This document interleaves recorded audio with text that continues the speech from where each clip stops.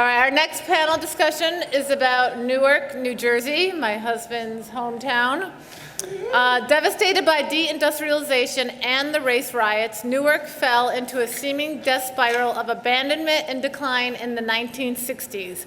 But now it is on the rebound in large part to efforts of creative businesses like Audible.com, the largest Audible bookstore and producer in the United States. So joining Richard for this discussion is Audible CEO and founder Don Katz to discuss Newark's path upward and lessons learned from its ongoing success. Thank you. Thank you, Rana. Well, it's great to be here with you, Don. And like Rana was saying, if Detroit is her town, Newark is my town.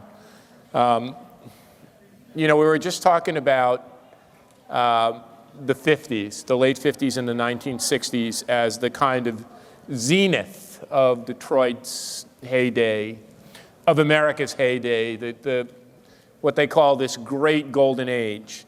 I remember Newark then. I was born in 1957, and my parents lived right off of Branchford Park. And I was born in one of the hospitals in downtown Newark. And I remember Newark when it was a really bustling, thriving, I'm Italian American, I'm assuming Jewish American? Yep. Jewish American, African American town. And my mom, my dad didn't go to high school. My mom always reminded me that she went to Barringer High School, which was an incredibly integrated school. And even though my mom didn't go to college, many of her African American friends and other friends went to college and became amazingly successful. And I think I became an urbanist. I've only come to recognize this later in life. I was a kid and I watched the riots. I saw the city explode in flames in 1967, and I saw what looked to me, they probably weren't actual tanks, but as a little kid, they were militarized vehicles. I watched, going to my guitar lesson, militarized vehicles, and I saw shots fired. And I think that galvanized two things in me. It made me very, very aware of race issues and of civil rights issues in general. And I think that's partly why I became such an advocate, important advocate, not just for civil rights, for racial minorities, but for gay and lesbian rights. And secondly, it really just riveted me on how a city that was so vibrant and so incredible, with a bustling downtown and all of these restaurants and shops and different neighborhoods with different ethnicities, how it could decline. And I think I thought that was, what's so amazing to me is I thought that was the status. I thought cities were all going to decline. I thought this period that we went through of Newark and Pittsburgh and Detroit and all of this, and then to wake up one morning, a decade ago or so, and see cities begin to come back, really amazed me. And that's why, Don and I, we've talked before, but this is the first time we physically met. I mean, Don has really been, if Detroit has Dan Gilbert and other people, Don Katz has really been the guy who's taken on Newark as a project to create work and create jobs. And he has this incredible company, which you have a couple of my books, Audible.com, but moved the headquarters of that company before it was fashionable to say, I'm moving my company back to a city.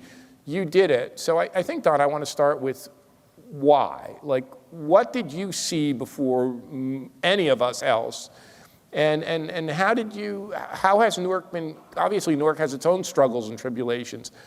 One, why did you see it? How did you see it? And how's it been going? Well, first, this is fantastic to be here. The energy, the optimism, the entrepreneurial spirit in the room is just infectious. I spent the morning with Dan Gilbert and awesome. And actually Andrew McCutcheon, who was talking about Pittsburgh over at his place. And I've been wanting to be here for a long time. Reality is, I'm from Chicago. I'm not actually from Newark, but when I read your book and then realized you're from Newark, when I was already in Newark, it was almost like when I read Jane Jacobs in 1970. So this is just great for me. So Audible, there was a point where, believe it or not, there was a point I wanted to keep Audible out of New York City. New York City had, in the 1.0 internet era, something called Silicon Alley, which was an absolute bubble that led the bubble of human capital companies and the like, and media companies spinning off, and And I knew none of those companies were sustainable, so I kind of wanted to build a high-tech company. We invented the first digital audio player, which is in 1997, and it's in the Smithsonian now. So I knew that I wanted to be, in what used to be a very vibrant technology core, which was the central seam of New Jersey. So I was out in mall land, and basically what happened was that we started becoming the largest producer of audio and now the largest employer of actors in the New York area, not just the largest distributor, which if you know media economies, you're not supposed to do, but we did. And at that point, it was getting hard to get actors to take the bus to Wayne, New Jersey. So it was time to leave. But I become Newarkized. And the two things that had happened for me were that 18 years ago, an incredible social entrepreneur and another Chicagoan named Norman Atkins asked me to come talk to him in Newark, actually not far from our current building, where he was founding North Star Academy. And if you follow the education scene, North Star Academy is the anchor of Uncommon Schools, which is one of the two, potentially three, of the most important and transformative education institutions, frankly, in the world. And that's how Newark is actually known when you go to Northern Europe, when you go to Southern Africa, is that it is the test tube for how to teach kids out of poverty because of two powerful institutions which literally have innovated in the education front, broken away from the establishment in a way that now there's 44 Uncommon Schools, and what they do and the kinds of people that they create is just a moving thing that I invite you all to study. So I was aware of Newark for that, and also I met this guy who was a Yale law student, and we had dinner, and he told me that he was going to leave his Yale law degree and his Rhodes Scholar background and his Stanford All-American background, and he was going to move to inner Newark, and he was going to unseat a machine politician and become a politician. From Chicago, unseating politicians who are machine politicians is not easy, and I remember going home and saying to my wife, that guy, Cory Booker, has investment banker tattooed somewhere on his arm, and I don't believe it, and he proved me wrong and became a close friend. So the idea of moving to Newark was basically, Audible had kind of disrupted, an overused word, the entire value chain of how professional creativity gets to listeners and readers, much to the chagrin of the establishment in New York, but we did it in a big and scalable way. It just seemed to me that the idea of taking on and figuring out what it meant to be a growing company in the world of urban transformation, what would that mean? So we basically took steps, and the first one was easy, that we just basically said, all interns who get paid at Audible will be kids from Newark, and basically began to have an internship corps, mostly from the high-performing charters that literally lightened the company into a place that's filled with rocket scientists and former English majors and actors and inner city kids. The kids started graduating. We saw all kinds of problems on a culture front of what's now become college persistence, and we're kind of pioneering and putting the data out that is now helping first generation kids from inner cities achieving college and the like. And all the employees can take our immersion reading tablets where we synchronize text and audio into fifth grades on the company time and the like, because I don't know if you know this, but 10-year-olds in the inner city by and large have 4 million fewer English words at their disposal than rich kids, simply because the environmental hearing and these things address this. But with that, I realized that we were still kind of in a city that wasn't overtly changing. We were, and we were growing like crazy, hiring a person a day, popping global centers, pouring, payroll tax increments and tens of millions of dollars into our, growing infrastructure and rent, and sourcing all our food from Newark, and seeming like we were being, by most metrics, a good corporate citizen, creating tons of jobs, taxable revenue, all that kind of stuff. But half the kids in Newark still are dwelling in poverty. It led to me into the infrastructure of the economic development world as it was, and eventually became the chairman of the Economic Development Corporation. And I saw that it was, once you had the overhead of a variety of legacy institutions, politically in this case, it was getting really hard. So we've got other things going on, which involve massive bandwidth and venture funding and all sorts of stuff that's coming up. So watch the news for the next 3 weeks. But it's been something where, and frankly, we changed the mission of the company. We included levels of socioeconomic diversity that, beyond more classical sensibilities around diversity. We basically had a mission statement, restatement, and frankly, a lot of people, particularly millennials want to work at Audible just because of what we're doing. Not the reason we did it, but it really is an attempt to not be that company which is so successful, waits for the entrepreneur to have a lot of money to do something themselves, and also operates on the functional side of the economy and has it both ways, because then you give money away to charity. So we just want to try something different.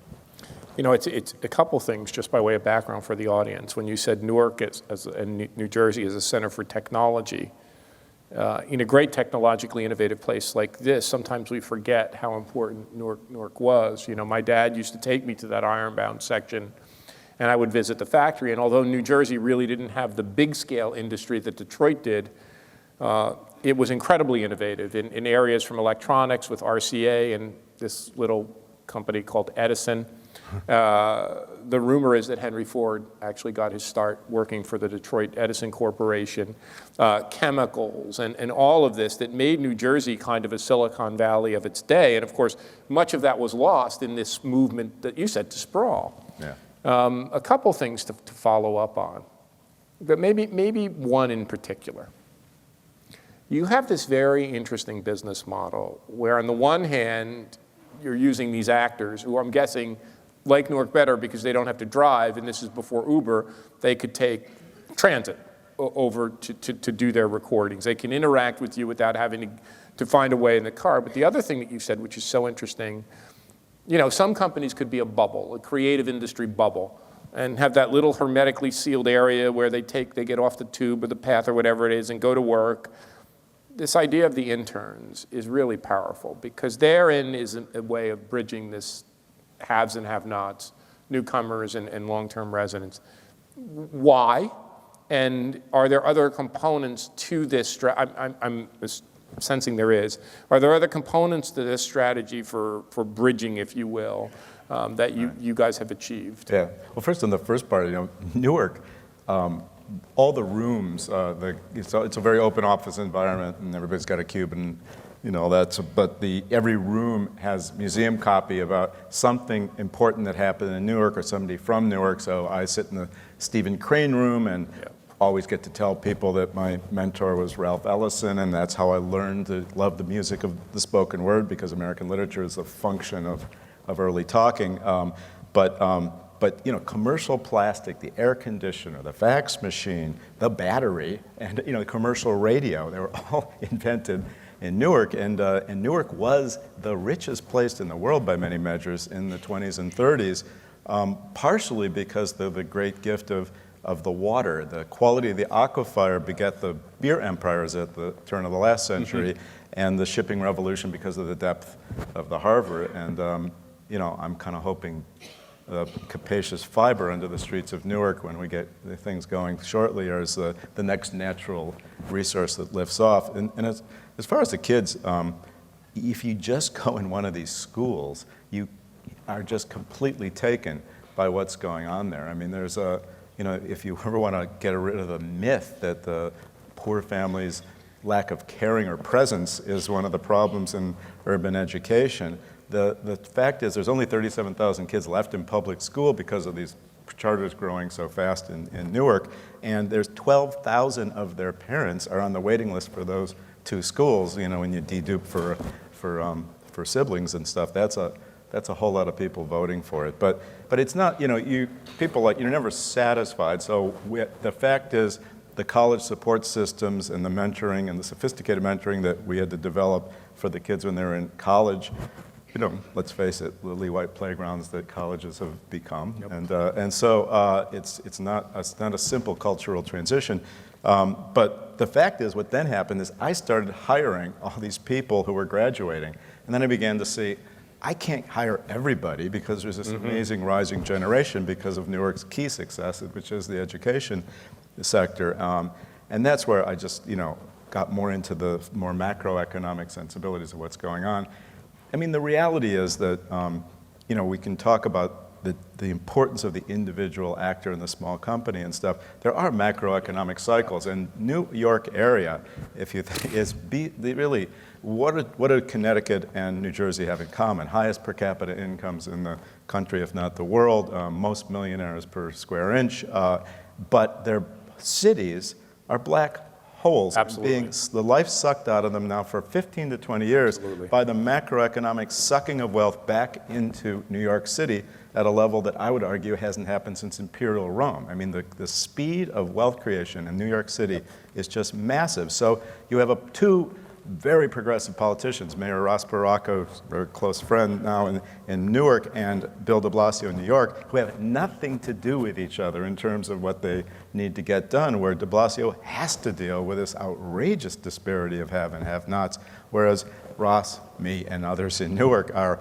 starting to create wealth, from the bottom up, as in Detroit. I do, because I think it's just obvious with the transit connectivity that what happened to Brooklyn, which we'll hear from GK, is happening in Queens, what happened in Hoboken, what happened in Jersey City, it's going to happen in Newark. Newark is 17 minutes from Penn Station. It's just bizarre that only Audibles figured this out. We have 250 people who come from Brooklyn, who are completely advanced creative economy workers, who have no problem getting across. The startup economy in New York is happening 55 minutes out in Brooklyn now because the subways separate out there, quadruple the rent, and terrible bandwidth, not very nice buildings, and there's nothing there yet. So when I gave the commencement speech at Rutgers, which gave me my life, I mean, my parents in Rutgers put me on this Garden State Scholarship, a dozen kids at that commencement that came up to me. A dozen kids came up to me and said, we went to school, because Rutgers has a campus in Newark. My brother works at the New Jersey Institute of Technology campus there, and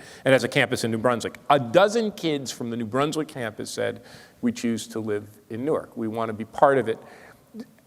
To what degree is that starting to happen? And I think the bigger question, which we have to confront, because once it starts happening, then you get, and I love Brooklyn, then you get the kind of Brooklyn phenomenon of rising rents. It's actually a brand issue. And, it's so funny because in the East, economic development is somewhat held back, my theory, by the wealth created by real estate magnates. That basically putting a building up is still thought to be the go-to move for economic development, where most progressive parts of the country have figured out the growth that's happening in the building trumps it. And you look at government policy, urban tax hub credits. You basically move a big cash flow making company from one place to another on the government, and they often haven't grown a job in 10 years, but the building trades guys get a pop for 18 and months. In New York, so it's kind of a weird. And in New York, many of the buildings that once held that this kind of activity, the new ideas require old buildings, they've now become condos that nobody lives in. Yeah,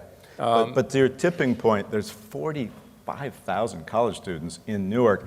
I gave the commencement address at Rutgers.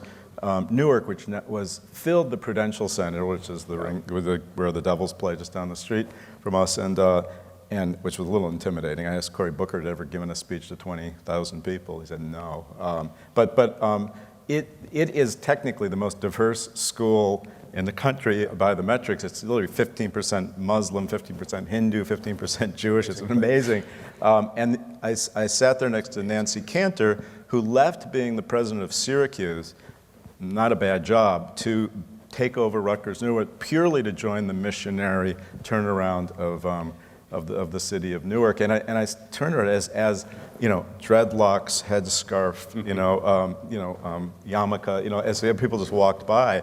And I said, potentially billions of dollars of wealth is going to be created precisely by this aspirational, sometime immigrant class of first graduates, but they won't do it here unless we get our act together and restate the case for the city in a loud way, because it's got great bones. It does have some of the challenges of Detroit with it, which was so rich and so much of it was industrial rich that it's huge. So the footprint challenges are there, last but question. I'm hopeful. One last question before Stephen comes up and takes us on this next part of the journey. You've now walked around, you've looked at Detroit, you visited Dan and others, and I'd be remiss not to ask you this because you're so smart and you've done this. if there was one or two things you think would be important agenda items, important next steps for this city, what would they be? Well, I actually think all the seeds that I understand will remake the old fabric and knit the new fabric. I think that downtown area literally has pieces of all of it, and I think it's just an amazing model. I don't think it's $1 billion, I think it's $2 billion, but it's not going to happen very many other places in this. But if you take the arts, the fact that there's rub-off to other residential places to live, the idea of the vibrancy, they're putting the rocket fiber in to connect everybody. I mean, I could go on and on. It's really, really impressive. I'm guessing that it'll take a little longer, honestly, because you have to tip these hyper-growth company types from probably both coasts in, other than the people who are coming first. But I think that'll happen. It's just, and the other thing I hear you take a while. saying is the schools. That one of the things that was so critical to your work in Newark, which we know schools are important, but then we forget them in conversations like this, the transformative action with the schools in Newark. To change and to activate. The culture of learning, the culture of knowledge, the culture of ambition was always there, but to have this igniter called this great class of schools. And they were able to do it in a situation, some people say, well, Detroit's a tough situation. The Newark school system was about as tough of a situation as one could imagine. In the glutton for punishments category, I just agreed to be appointed by the mayor and the governor to a small board to transition the public schools back to local control. But believe me, the arrows and the threats that will come with that. Look, the reality is resistance to change, if you read the newspaper, is probably as powerful a strain in the society as the creative economy bringing things up. And I hate to say it, but 20th century institutions, including the publishing industry and the teachers union and other things, and frankly, just old school thinking, are heavy resistors, and it's tough, but you got to keep trying. Thank you, man. Thank you very much.